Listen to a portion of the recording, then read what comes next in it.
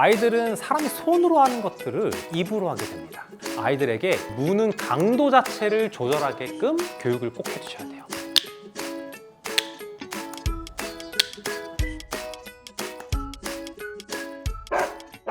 안녕하세요. 반려견 트레이너 고나무입니다.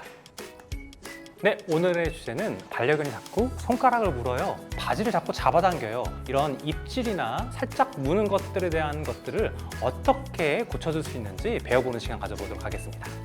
네, 먼저 반려견들이 왜 이렇게 입을 자꾸 쓰려고 하는지에 대해서 알아볼 건데요.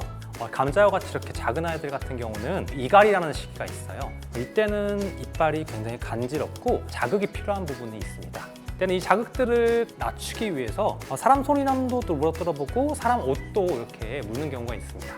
다음으로 이렇게 손을 무는 경우는 놀이의 목적이 많이 있어요. 아이들은 사람이 손으로 하는 것들을 입으로 하게 됩니다. 그래서 입으로 물어도 보고 잡아당겨도 보고 이런 것들이 감자와 같이 어린아이들에게는 더 재미있는 놀이로 다가올 수 있어요. 세 번째로는 이렇게 움직이는 사람 손을 보면 장난감처럼 보이지 않으시나요? 이것들의 호기심을 가지고 이렇게 놀다가 한 번씩 무는 경우도 생기는 거예요. 대표적으로 이렇게 세 가지 이유 때문에 반려견들 그리고 이렇게 작은 어린아이들이 무는 경우가 많이 생기게 됩니다. 여기서 우리가 생각해 봐야 할 점은 이것은 입질일까요? 무는 걸까요? 라는 거예요. 제가 앞서 말씀드렸죠. 반려견들은 사람이 손으로 하는 것을 입으로 한다고. 근데 반려견들이 이렇게 입을 가지고 노는 것을 보고서 이렇게 물게 두면 사람을 물거나 다른 강아지를 무는 그런 입질견으로 발전할 수 있어요 라는 이론들이 많이 있는데 제 의견은 실제로 그렇지 않습니다 입니다. 놀이로서 단순히 호기심으로서 그리고 이가 간지럽기 때문에 무는 이런 행위라고 이해한다면 이렇게 놀아주는 것으로 인해서 입질견이나 무는 개가 된다고 상상하는 것은 조금 비약일 수 있다고 생각해요. 오히려 이런 것들을 해소해 줌으로써 입질에 대한 욕구가 충족되면서 성견이 되었을 때 이런 욕구가 남아있지 않아서 더 바른 아이로 자랄 수 있을 가능성이 훨씬 더 높다고 이해해 주시면 좋으실 것 같아요. 하지만 아주 중요한 요소가 하나 더 있습니다. 아이들에게 무는 강도 자체를 조절하게끔 교육을 꼭 해주셔야 돼요. 이렇게 입을 손가락으로 놓고 이렇게 누는 것도 좋아요. 하지만 아이가 사람의 살이 자기 이빨이 박힐 정도로 강하게 무는 상황이라면 이것들은 분명하게 잘못됐음을 알려주실 필요가 있어요. 다시 정리해서 말씀드리지만 입을 사용하지 못하는 것이 아니라 잘 쓸 수 있게끔 정확한 방법을 교육해 주시는 것이 꼭 필요합니다. 그럼으로써 이 입을 사용하는 이 아이들의 시기를 잘 이해해 주시고 오히려 해소할 수 있는 반려견의 보호자가 될 수 있으면 좋겠습니다. 이번에는 너무 강하게 물 때 그 강도 조절을 하지 못하는 입질에 대해서 어떻게 아이들에게 잘못된 거야 라는 것을 알려줄 수 있는지 한번 배워보는 시간 가져볼게요. 먼저 첫 번째로 이렇게 물고 노는데 너무 강하게 무는 경우가 있으면 가장 좋은 방법, 너무 세게 물 때는 하고 잠깐 일어서 주시는 것도 좋습니다. 바지를 문다고 해서 다리로 차버리면 아이들이 사람 근처로 오지 않는 부작용이 생길 수 있어요.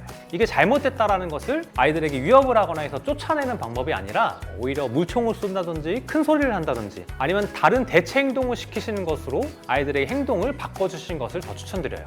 이 이갈이를 하는 아이들에게는 나무 스틱이나 물어 뜯을 것들을 오히려 제공해 주시는 것도 훨씬 좋은 방법일 수 있어요. 저 같은 경우는 실제로 아이들에게 박스를 계속 제공해 줍니다. 이가 간지럽기 때문에 그것을 해소하라고 오히려 더 많이 제공을 해주는 거예요. 한 박스, 두 박스 열심히 뜯고 놀지만 이게 세 박스, 네 박스, 다섯 박스가 넘어가면서 아이들이 점점 지루해지기 시작하기도 합니다. 이런 식의 교육 방법은 홍수법이라는 방법인데 오히려 넘치도록 더 많이 제공해서 그 욕구들이 해소되게끔 해주시는 것도 아주 좋은 교육법이라고 볼 수 있을 것 같아요. 다음으로 입질 자체를 놀이로서 사용하는 아이들이 있는데 이 아이들에게 더 즐거운 다른 놀이를 제공함으로써 이렇게 노는 것들을 조금 줄여주는 방법이 있을 수 있을 것 같아요. 클리커 같은 것을 사용해서 앉아 시키고 간식을 주고 엎드려 시키고 간식을 주고 자리로 시키고 자리로 하면 간식을 주고 이런 행위 자체가 이미 놀이라고 말씀드렸잖아요. 이런 놀이를 통해서 아이들이 다른 방식으로 놀 수 있는 것 이렇게 노는 것도 재밌어 라는 것들을 제공해 주시는 것도 좋을 것 같아요. 지금은 어린아이이기 때문에 이렇게 입질로 노는 것들을 좋아하지만 나중에 산책을 가거나 보호자와 어질리티를 한다든지 더 도구를 사용한 재미있는 놀이들이 추가된다면 이런 놀이들은 시시한 놀이가 되게끔 되면서 조금씩 줄어들 수 있어요. 저희 이전 시간에 클리커 사용하는 걸 잠깐 배워봤잖아요. 이렇게 입질을 하거나 호기심으로 이렇게 노는 아이들 대신에 간단하게 차징으로 놀아주시거나 클리커를 사용해서 이런 놀이들로 대체해서 이런 에너지들이 해소되게 해주시는 것도 굉장히 좋은 방법일 수 있을 것 같아요. 네, 오늘은 입질에 대한 얘기를 해봤는데요. 입질이라는 단어 자체를 들었을 때 굉장히 부정적인 느낌이 드실 수 있잖아요. 하지만 이 전문가들 같은 경우는 입질의 단계를 많이 나눠놨어요. 뭐 으르렁이 1단계라면 살짝 무는 게 2단계, 세게 무는 게 3단계, 물고 피가 날 정도면 4단계, 이런 식으로 단계를 나눠놨어요. 이런 단계를 한번 생각해 보시면 가볍게 노는 거는 입질이 아닐 수도 있어요. 또 으르렁 자체도 굉장히 매너 있는 경고의 행동일 수도 있어요. 하지만 진짜 입질, 사람이 살갗이 떨어져 나가거나 피가 나거나 하는 강한 입질 같은 경우는 사실 전문가에게 맡기시는 것을 더 추천해 드립니다. 이것은 굉장히 오랜 시간과 오랜 비용과 많은 에너지가 소요되고, 또한 훈련사들의 전문적인 지식이 들어가야만 완벽하게 고칠 수 있는 부분들이기 때문에 집에서 직접 하시기보다는 전문가의 도움을 얻으시는 것도 좋은 방법일 수 있을 것 같아요. 오늘 알려드린 이런 간단한 교정법들을 이용해서 한번 적용해 보시고 아이들이 조금 더 나아지는 시간 되었으면 좋겠습니다. 네, 오늘 영상이 도움이 되셨다면 구독과 좋아요 꼭 부탁드립니다. 감사합니다.